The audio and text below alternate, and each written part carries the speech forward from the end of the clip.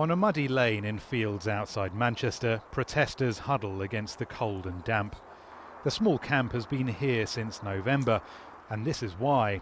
A test well has been built at Barton Moss to explore for shale gas. The protesters fear it's the first step on the road to fracking in the area. They need to find the conscience. When they go to bed at night, when they think about their kids and their grandchildren, they know this stuff is wrong. They know it's wrong.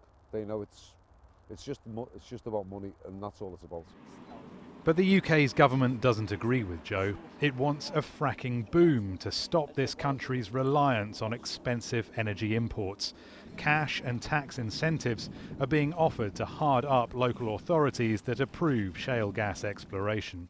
We have the strongest environmental controls in this country. Nothing would go ahead if there were environmental dangers. I think people can be reassured by that. But I actually believe it's when these wells go ahead, when people start to see the benefit, when they see there aren't environmental concerns, they will see that it's quite right that this is part of our long-term economic plan. The British Geological Survey estimates that there may be 37 trillion cubic metres of shale gas under the ground in central and northern England.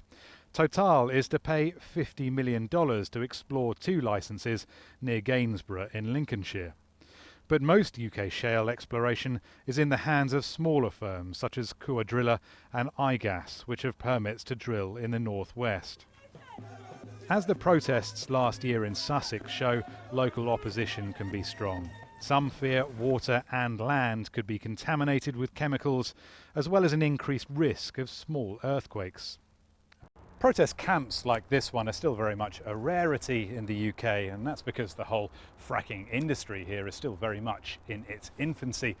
But it's a fairly safe bet that as the amount of drilling increases, so will the number of protest camps. But the tide is against the protesters because the UK government is adamant that the economic benefits of fracking outweigh whatever potential environmental costs there may be. Rory, Challands, Al Jazeera in Barton Moss, Greater Manchester.